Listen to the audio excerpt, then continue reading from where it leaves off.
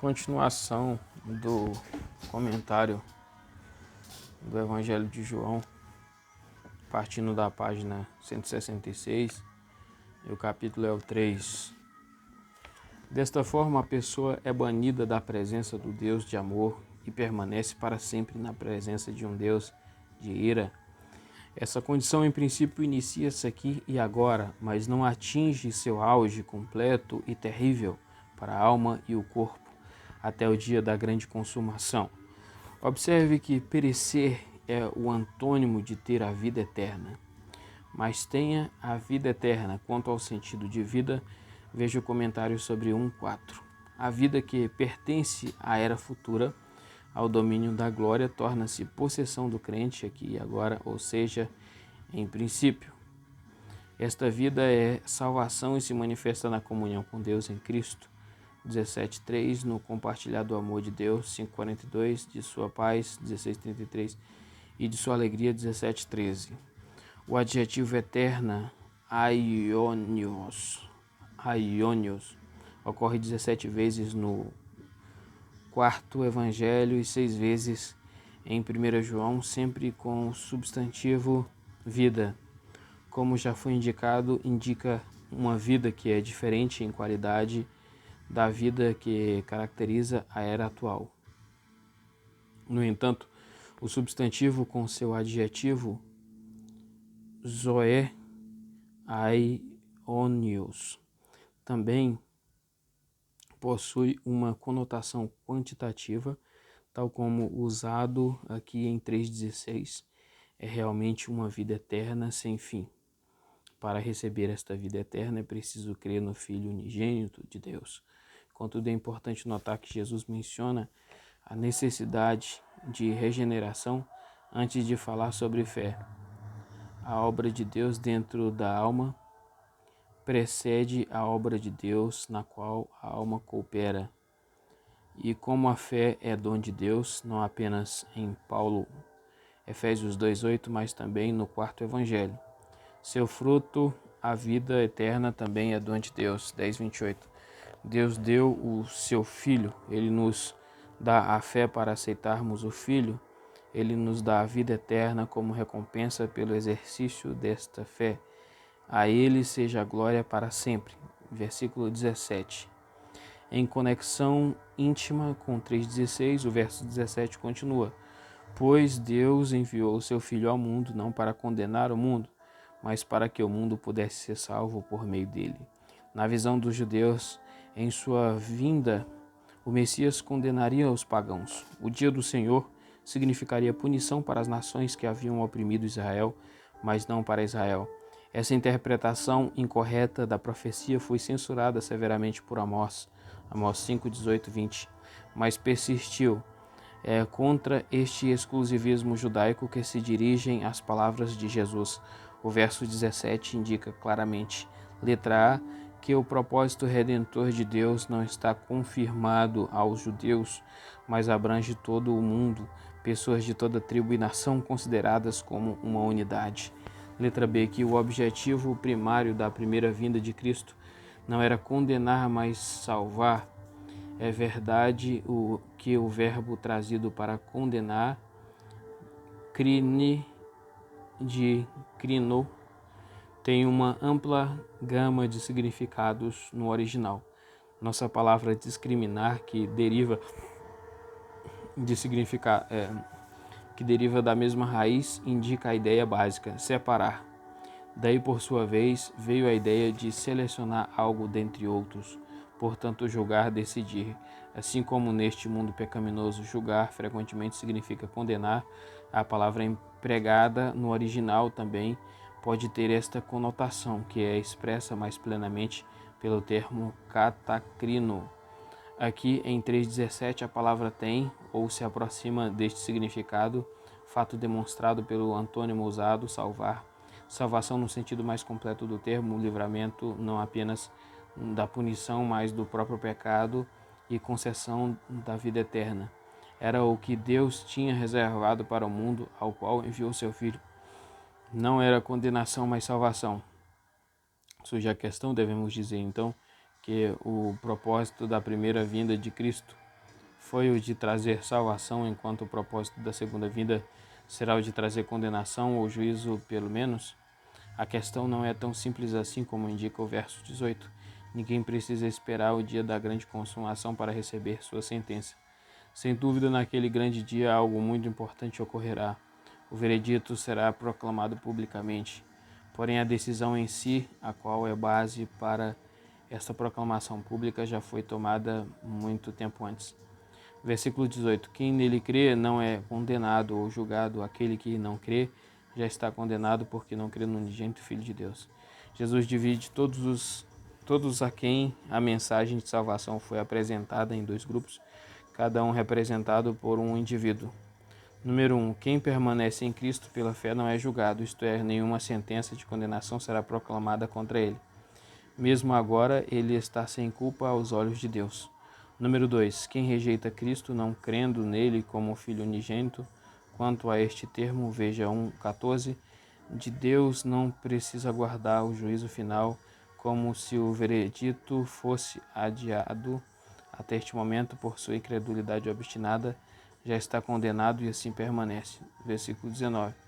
Quanto a esses incrédulos obstinados, anuncia-se o veredito no verso 19. Pouco comentário é necessário aqui, pois a maioria das ideias e conceitos dessa passagem já foi explicada. Ora, este é o julgamento. O termo julgamento, krisis, significa neste contexto decisão ou veredito divino. Veja também 3,17. Quanto ao termo crino, para a cláusula que a luz veio ao mundo, veja o comentário sobre 1,4, 5, 9 a 11. Quanto ao termo mundo, veja a nota 26 em 1,10. Quanto a trevas, veja 1,5. E quanto à luz, veja 1,4.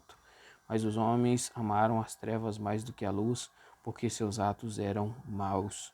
Podemos parafrasear o pensamento do verso 19 assim: ora, quanto a estes que rejeitam o unigênito Filho de Deus, este é o veredito divino, que o Cristo, que é a luz, a verdadeira encarnação da verdade e do amor de Deus, sim, de todos os seus atributos, veio ao domínio da humanidade caída por meio da palavra de profecia e especialmente por meio da sua própria encarnação. Contudo, embora alguns o tenham aceitado, a grande maioria preferiu a escuridão moral e espiritual do pecado, cegueira espiritual, ódio dos irmãos, etc. Veja especialmente 1 João 2,11, mas também João 8,12 e 1 João 2,8-9. De fato, eles realmente amaram as trevas. O motivo não era por serem ignorantes, nunca tendo ouvido o Evangelho, mas antes era porque suas obras eram más. Versículo 20. Dizer que essas pessoas amaram as trevas mais do que a luz não significa, porém, que elas também amaram a luz em certo grau no final das contas. Pelo contrário, todo aquele que tem o hábito de praticar o que é errado odeia a luz e não vem para a luz. Uma pessoa assim está sempre evitando a luz, isso é, não tem nada a ver com Cristo. A origem é a encarnação da verdade e do amor de Deus, portanto, nunca lê a Bíblia, recusa-se a frequentar a igreja, etc. Em seu coração realmente odeia a luz.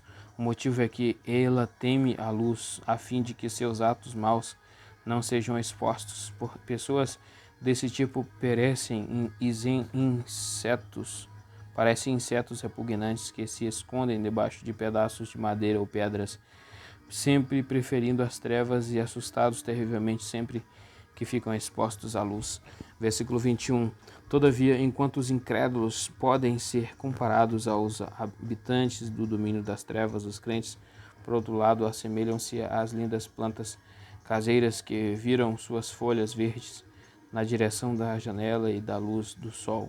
Mas aquele que tem o hábito de fazer o que é verdadeiro, 1 João 6, vem para a luz. Já indicamos que há um relacionamento bem estreito entre a luz e a verdade. Portanto, não é surpresa que aquele que pratica a verdade se aproxime da luz, para que possa ficar claramente evidente que seus atos foram feitos em Deus. Ele deseja mostrar que suas obras, embora de modo algum perfeitas, são mesmo assim feitas com a aprovação divina, que são realizadas por princípio, de acordo com a lei de Deus, e que retém este caráter para sempre. Vem para a luz, disse Jesus. Assim, o discurso termina muito apropriadamente com um convite implícito para que também Nicodemos deixe o domínio das trevas e incredulidade e aceite a Cristo, a verdadeira luz. Síntese de 2:23 e 3:21. Veja o esboço inicial, o Filho de Deus se revelando a círculos cada vez mais amplos a Jerusalém, a conversa com Nicodemos. Em Jerusalém, durante a semana da Páscoa, após observarem de perto os sinais que Jesus fez, muitas pessoas o aceitaram como um mestre divino, um profeta grande e poderoso, e como tal colocaram sua confiança nele. Entretanto, ele sabia que esta não era uma fé salvadora e não se confiou a elas. Com seu olhar penetrante, ele percebia os segredos do coração humano, como já tinha demonstrado no caso de Simão e de Natanael e como ia demonstrar no caso de Nicodemos. Este era um fariseu, membro do Sinédrio, era um daqueles que, tendo visto os sinais, aceitaram Jesus como um mestre divino. Jesus imediatamente discerniu a questão oculta do coração de Nicodemos. Esta questão era: como posso entrar no reino de Deus? Em resposta, o Senhor enfatizou a necessidade de nascer de uma forma nova. Ele empregou um termo que pode significar nascer de cima ou nascer de novo. Nicodemos atribui ao termo a conotação mais literal possível. Jesus então indica que não estava falando sobre algo físico e que as distinções físicas não têm significância para o reino dos céus. Ele enfatiza que a regeneração é uma obra de Deus sobre a qual o homem não tem maior controle do que tem sobre o vento. Evidentemente, em tom de protesto, Nicodemos pergunta: como pode ser isto? Jesus conecta a surpresa de Nicodemos e daqueles como ele à sua fonte, a incredulidade. Ele pergunta: se eu lhes falei coisas terrenas, batismo, regeneração, e vocês não creram, como crerão se eu lhes falar coisas celestiais, o plano divino da redenção? Entre parênteses, o plano divino da redenção. O plano da redenção é ainda mais misterioso que a regeneração, pois foi traçado nos céus e só pode ser revelado por aquele que estava lá quando o plano foi feito e que desceu para revelá-lo. O centro deste plano é o decreto de enviar o Filho para que seja levantado na cruz para a salvação do ser humano. Assim como a serpente foi levantada no deserto para a recuperação física das pessoas, nesse sentido Jesus expõe o amor infinito de Deus. 3,16. Revelando, letra A, seu caráter glorioso, letra B, seu autor, letra C, seu objeto, letra D, seu presente, letra E, seu propósito. Ele indica que o propósito da primeira vinda não foi a condenação, mas sim a salvação do mundo. Na segunda vinda, este veredito será revelado quanto a cada pessoa e corresponde à atitude atual de cada um com relação ao unigênito Filho de Deus. Se alguém rejeita o Filho, já está condenado. Muitos dos que ouvem o Evangelho pertencem a esta categoria. A luz veio ao mundo, mas os homens amaram mais as trevas que a luz, porque suas obras são más. Odeiam ter suas obras expostas, eles se afastam da luz. O discurso termina com um belo convite implícito para que Nicodemos venha para a luz. As palavras desta passagem final são: aquele que tem o hábito de fazer o que é verdadeiro vem para a luz, para que possa ficar claramente evidente que seus atos foram feitos em Deus. Versículo 22. Depois destas coisas, Jesus e seus discípulos vieram para o distrito da Judéia, e ele permaneceu com eles e batizava. E João também estava batizando em Enom, perto de Salim, porque havia ali muitas águas, e as pessoas vinham até ele e eram batizadas, pois João ainda não tinha sido aprisionado. Assim surgiu uma disputa entre os discípulos de João e um judeu sobre purificação. E eles vieram a João e lhe disseram: Rabi, aquele que estava com você além do Jordão, de quem você deu testemunho, veja, ele batiza e todos estão indo para ele. João respondeu e disse: nenhum homem pode receber nada a menos que lhe seja dado do céu. Eu os chamei para testemunhar que eu disse, Eu não sou o Cristo, mas fui enviado à sua frente. O que tem a noiva é o noivo. Ora, o amigo do noivo que está presente e ouve fica muito feliz por ouvir a voz do noivo. Portanto, esta minha alegria agora está completa. Ele deve crescer, mas eu devo diminuir. Aquele que vem de cima está acima de todos. Aquele que vem da terra pertence à terra e fala da terra. Aquele que vem do céu está acima de todos. O que ele viu e ouviu, disso ele dá testemunho, mas ninguém aceita o seu testemunho. Aquele que aceita o seu testemunho atesta que Deus é verdadeiro, pois aquele a quem Deus enviou fala as palavras de Deus, pois não é por medida que ele lhe dá o Espírito. O Pai amou o Filho e colocou todas as coisas em suas mãos. Aquele que crê no Filho tem vida eterna, mas aquele que desobedece o Filho não verá vida, mas a ira de Deus permanece sobre ele. Capítulo 3, versículo 22. Quanto ao sentido da expressão depois destas coisas, que é metatauta, veja também 5.1. Jesus e seus discípulos vieram para o distrito da Judéia. Após a semana da Páscoa, a entrevista com Nicodemos, Jesus e seus discípulos, provavelmente os 6 mencionados em 1:35-51, deixaram Jerusalém e foram para a região rural da Judéia. Como se mencionam batismos no verso 22, considera-se provável que a localidade aqui indica não seja longe. A localidade aqui indicada não seja longe de Jericó, perto dos vales do Jordão. Ele permaneceu com eles, isto é, com seus discípulos. Ele deve ter passado um tanto considerável nesta vizinhança, provavelmente de maio a dezembro do ano 27. E batizava enquanto permaneceu ali. Jesus batizava não pessoalmente, mas por intermédio de seus discípulos. Este rito, tal como feito aqui, pode ser considerado como uma transição entre o batismo de João e o batismo cristão. Em ambos, a água indica a necessidade de purificação espiritual, trazida pelo sangue e pelo Espírito de Cristo, o Cordeiro de Deus. No entanto, ao não batizar pessoalmente e sim por meio de outros, Jesus se manifesta como maior que João Batista.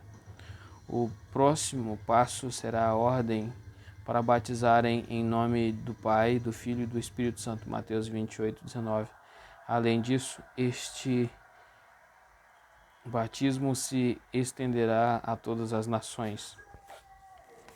Versículo 23. E João também estava batizando em Enom, perto de Salim, porque havia ali muitas águas. Enquanto Jesus, por meio de seus discípulos, batizava na região rural da Judéia, João continuava seu ministério mais ao norte.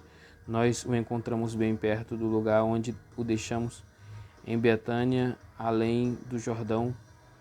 1:28. Agora ele cruzou o rio, de modo que cumpre sua tarefa deste lado, isto é, a oeste do Jordão. De acordo com muitos estudiosos, Enom, provavelmente do aramaico, significando fontes, perto de Salim, localizava-se poucos quilômetros a sudeste de Betânia. Embora sua localização exata não seja certa, a opinião de que seja perto da junção de Samaria, Pérea e Decápolis, cerca de 13 quilômetros ao sul de Citópolis, ajusta-se à circunstância e é apoiada por Eusébio e Jerônimo. Aqui há um grupo de 7 fontes. Não muito ao norte fica a Galileia. Portanto, este lugar era bem central, de fácil alcance às pessoas de 4 províncias, além de fornecer bom suprimento de água para o batismo. E as pessoas vinham até ele e eram batizadas. As pessoas vinham a João de todas as direções e eram batizadas. Porém, pouco a pouco as multidões deixavam João e foram atrás de Jesus. Versículo 24. Antes de prosseguir em sua narrativa, o autor resolve um problema. Os leitores poderiam levantar a objeção: como é possível que João Batista se dedique à obra do batismo neste momento? Não é verdade que ele foi preso imediatamente após a tentação de Nosso Senhor? O autor percebe que alguns podiam interpretar Mateus 4, 11 e 12 desta forma incorreta, assim, evidentemente, assumindo que os crentes na Ásia Menor, nesta época relativamente tardia, já tinham lido os evangelhos anteriores. Veja a seção Leitores e Propósito. O autor corrige um possível mal-entendido. Ele mostra que em Mateus 4:11 e 4:12, isto é, entre a tentação de Cristo e a prisão de João Batista, há um período considerável durante o qual Jesus e João estavam envolvidos em um ministério paralelo. É assim que explicamos a declaração, pois João ainda não tinha sido aprisionado. Versículo 25 a 28.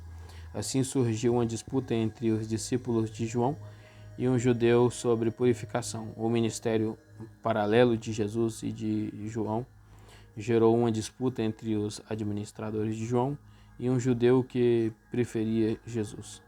A discussão foi iniciada pelos discípulos de João, que provavelmente atribuíam eficácia purificadora superior ou exclusiva ao batismo de seu mestre.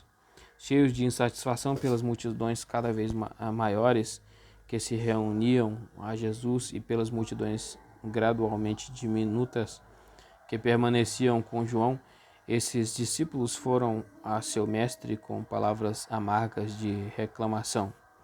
E eles vieram a Jesus e lhe disseram: Rabi, aquele que estava com você além do Jordão, de quem você deu testemunho, veja, ele batiza, e todos estão indo para ele. Observe o seguinte: 1.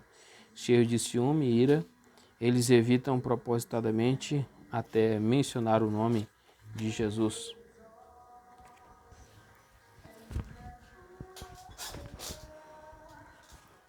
Na opinião deles, Jesus e João são rivais competidores. 2. Eles não parecem satisfeitos com o fato de João ter dado testemunho sobre Jesus. Suas palavras provavelmente são uma repreensão velada, com referência a este testemunho. Veja 1:6, etc. 3. Eles usam a figura de linguagem chamada hipérbole. Todos estão indo para ele, ou seja, logo você estará sem nenhum seguidor. Em harmonia com o propósito do livro, veja as seções Leitores e Propósito. O autor agora se prolonga na modesta resposta de João Batista, que aprendam bem aqueles na Ásia Menor que seguem João Batista, de modo a saberem que ao colocar João acima de Jesus, pecam não apenas contra este, mas também contra aquele. A resposta de João Batista foi surpreendente e nobre. João respondeu e disse: Nenhum homem pode receber nada a menos que lhe seja dado no céu. 1 Coríntios 4, 7. O arauto de Cristo queria dizer que Deus designou um lugar a cada um em seu plano eterno. Ele, João Batista, não tinha direito de reivindicar uma honra que não lhe fora dada do céu. Uma vez dada, permanece dada, como indica o tempo verbal usado no original. De forma similar, uma vez retida, assim permanece. Em vez de reclamar sobre o sucesso de Jesus, os discípulos de João deviam se alegrar com o fato de que a missão de João Batista estava sendo cumprida. A natureza desta missão tinha sido claramente indicada, diz João: Eu os chamei para testemunhar que eu disse: Eu não sou Cristo, mas fui enviado à sua frente. Para a primeira cláusula, veja o comentário sobre 1:8, 20, para a segunda sobre 1:15, 23 e 27. Versículo 29. João então apresenta uma ilustração sobre costumes de casamento. O que tem a noiva é o noivo. João Batista indica que a noiva pertence ao noivo, não ao amigo do noivo. Ora, Cristo é o noivo e seu povo é a noiva. A noiva, pois, deve ser trazida ao noivo. É exatamente isso que João Batista estava fazendo. Ele constantemente aponta para o Cordeiro de Deus na esperança de que muitos o seguissem. Ora, o amigo do noivo que está presente e o ouve fica muito feliz por ouvir a voz do noivo. Assim é com João, tal como o amigo do noivo que fica ao seu lado ouvindo, alegra-se quando o noivo expressa sua alegria em receber a noiva. Assim também João Batista está muito feliz ao refletir sobre satisfação no coração do noivo verdadeiro Cristo ao receber os seus. Ele diz: portanto, esta minha alegria agora está completa, quer dizer, meu cálice de alegria transborda, quando junto com o relato sobre a disputa sobre a purificação sou informado de que as pessoas estão me deixando para se juntar a Jesus. Versículo 30. Resumindo o que foi dito, o preparador do caminho declara: ele deve crescer, mas eu devo diminuir. Isto é, ele, Jesus, deve continuar a crescer, enquanto eu, João, devo continuar a diminuir. Observe o deve, indicando que isso está de acordo com o plano eterno de Deus. Para que serve um arauto depois que o rei chegou? Porque as multidões devem continuar a seguir o precursor depois que sua tarefa está cumprida? Quando ele termina sua missão, que a multidão se vá, que sigam o rei, que percebam que este é glorioso em sua origem e tem uma mensagem gloriosa. É João Batista quem continua. 31. Aquele que vem de cima está acima de todos. Aquele que vem da terra pertence à terra e fala da terra. Aquele que vem do céu está acima de todos. Continua o contraste entre Jesus e João Batista. Jesus veio das alturas, confira 3:13. E graças à sua origem celestial está acima de todos, Efésios 1:20-23. Portanto, acima também da voz que clama no deserto. Em comparação com Jesus, o arauto tem origem e caráter terrenos, Mateus 11:11. Ele até fala de um ponto de vista terreno, pois, embora seja a voz de Deus, quando Deus fala por meio dele, às vezes o medo e a dúvida começam a se manifestar quando a natureza pecaminosa e fraca do arauto se expressa, como realmente ocorreu no caso de João, Mateus 11:22-3. Cristo, vindo do céu, está acima de todos. Dúvidas e medos pecaminosos nunca a perturbam. 32 e 33. Seu testemunho é puro e deve ser aceito, pois o que ele viu e ouviu, disso ele dá testemunho. Para o verbo testificar, veja o comentário A1:7. Como esse testemunho foi recebido? No seu todo foi rejeitado, mas ninguém aceita o seu testemunho. Apesar disso, há exceções. Aquele que não aceita seu testemunho. Temos aqui o mesmo contraste de 1:11-12. Quanto ao que aceita o testemunho de Cristo, declara-se que, por sua vez, atesta que Deus é verdadeiro. A explicação mais simples é a seguinte: quem aceita o testemunho de Cristo a respeito de si mesmo, a saber que ele é o Filho de Deus, põe com isso o seu selo de aprovação sobre o próprio testemunho de Deus a respeito de Jesus. Tu és o meu Filho amado, Lucas 3:22 e João 1:34. Demonstra que crê que Deus é verdadeiro ao falar assim de Jesus. O que se afirma aqui de um modo positivo é declarado negativamente em 1 João 5:10. Aquele que não crê em Deus o faz mentiroso, porque não crê no testemunho que Deus dá acerca do seu Filho. 34-35. Todos devem aceitar o testemunho de Cristo, não apenas porque, letra A, ele proclama aquilo que viu e ouviu, versículo 32, e porque, B, seu testemunho a respeito de si mesmo está em perfeita concordância com o testemunho do Pai a respeito dele, versículo 33. Mas também em estreita harmonia com o que precede, C, pois aquele a quem Deus enviou como seu embaixador fala as palavras de Deus. É verdade que Jesus não é o único retratado no quarto evangelho como enviado por Deus. Em 1:6 e 3:28, o enviado é João Batista. Contudo, também é verdade que, em quase todos os casos, esta designação é usada para Jesus, o Filho. Portanto, não há um bom motivo para discordar da interpretação usual de que em 3,34 descreve-se o Filho nas palavras aquele a quem Deus enviou. Ora, é o Filho unigênito que, tendo sido enviado por Deus, fala as palavras dele.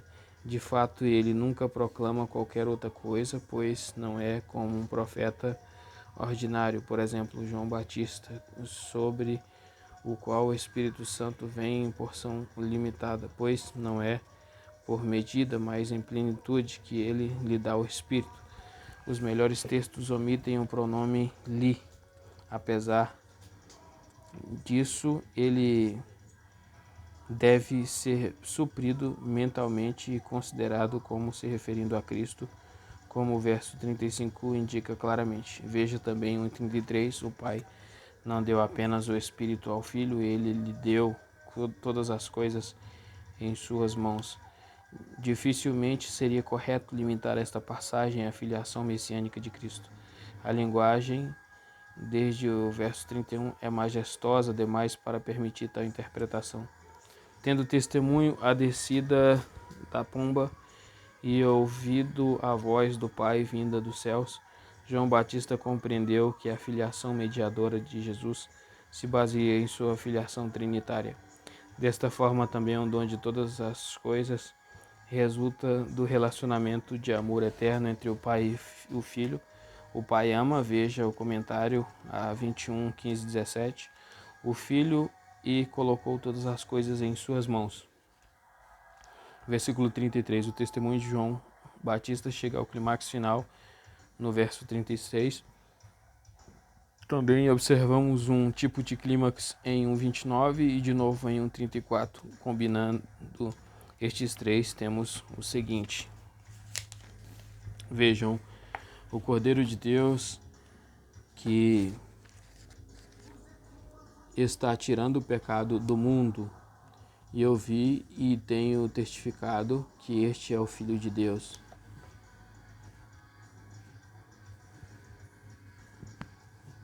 Aquele que crê no Filho tem a vida eterna, mas aquele que desobedece o Filho não verá a vida, mas a ira de Deus permanece sobre ele.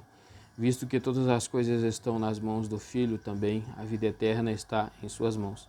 Consequentemente, lemos: aquele que crê no Filho tem vida eterna, mas aquele que desobedece o Filho não verá a vida, mas a ira de Deus permanece sobre ele. Esta passagem nos leva de volta às palavras muito similares do próprio Jesus em 3:16, 18. Veja o comentário ali. O clímax de Cristo é o mesmo de João. A vida eterna é dada a todos os que têm fé duradoura no Filho.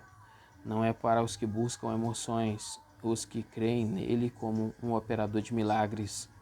2:23, mas para os que realmente confiam. Em oposição ao destino dos crentes, Jesus posicionou o dos incrédulos. Confira 3:16, 18. João Batista faz o mesmo ao terminar suas observações. Ele declara que aquele que desobedece o Filho não verá a vida, mas a ira de Deus permanece sobre ele. Observe que em oposição à fé duradoura está a desobediência, a rebeldia, isto é, a recusa em aceitar Cristo por meio de uma fé verdadeira e duradoura. O Filho de Deus, para uma explicação deste termo, veja o comentário sobre 1,14. Confronta os pecadores com o convite e a exigência de confiar e obedecer. A rejeição básica do Filho de Deus resulta na punição descrita na cláusula final: não verá a vida, isto é, não experimentará suas alegrias e deleites. Além disso, a ira de Deus permanece sobre ele. João Batista falou sobre a ira de Deus em outro momento, Mateus 3,7, Lucas 3,7. Lucas se refere à ira de Deus em seu evangelho. Paulo fala dela repetidas vezes, Romanos 1,18 e etc. O conceito também se acha em Hebreus 3,11 e etc. E no Apocalipse 19,15 e etc. também.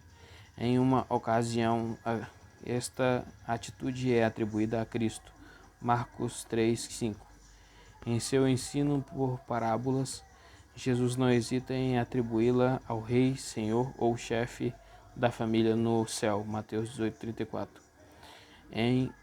À luz de Romanos 1:18 e Efésios 2:3, certamente é errado limitar esta posição divina de forma muito restrita, definindo-a como o desprazer de Deus com aqueles que rejeitam o Evangelho. Também repousa sobre os que nunca ouviram o Evangelho. Apesar disso, é verdade que o coração impenitente do homem, sua teimosia e sua sinistra má vontade em se render a Cristo por meio de uma fé viva em geral, fornecem o cenário para as passagens sobre a ira de Deus.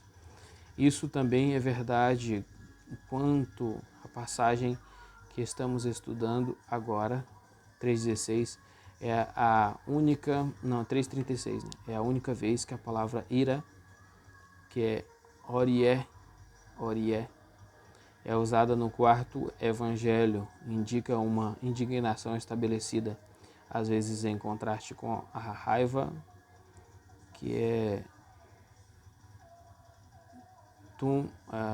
tumos, que se define então como uma comoção turbulenta surgindo de repente e rapidamente se extinguindo, como fogo de palha. Contudo, é provavelmente errado distinguir demais as duas palavras, especialmente quando aplicadas a Deus. A menção à desobediência humana e a sua recusa básica em aceitar o Evangelho nos leva de volta ao relato da queda no paraíso. Como resultado desta queda, proibiu-se a Adão e Eva o acesso à árvore da vida, Gênesis 3:24.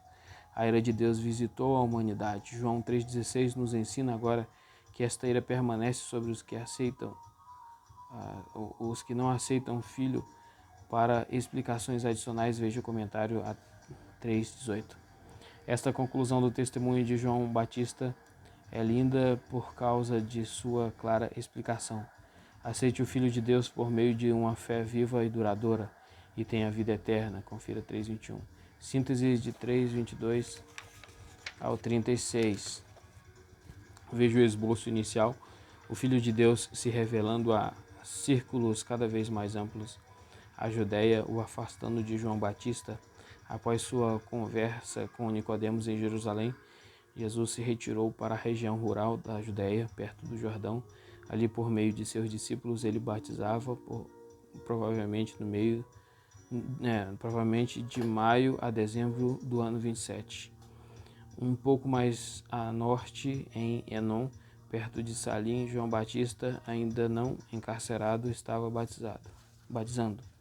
As multidões que o seguiam gradualmente diminuíam e passaram a buscar Jesus. Isso gerou ciúmes nos discípulos de João Batista. Estes, após discutirem com um judeu que preferia Jesus, foram reclamar ao seu mestre: Rabi, aquele que estava com você além do Jordão, de quem você deu testemunho, veja, ele batiza e todos estão indo com ele. Em harmonia com o propósito de seu livro, o autor se prolonga bastante na modesta resposta de João Batista.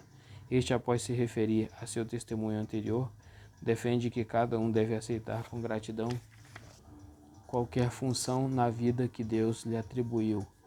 Ele salienta que, tal como na vida natural, a noiva pertence ao noivo e não ao amigo deste, assim também ocorre na esfera do reino. Também aqui é dever do amigo levar a noiva do noivo.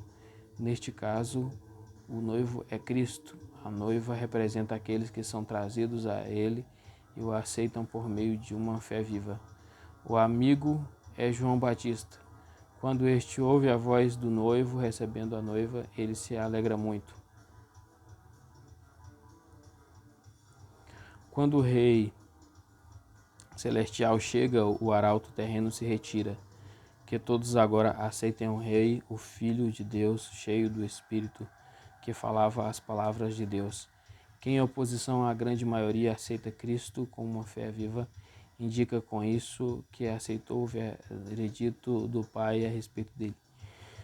Este é o meu Filho amado. Sua fé no objeto do amor e da generosidade de Deus será recompensada com a vida eterna.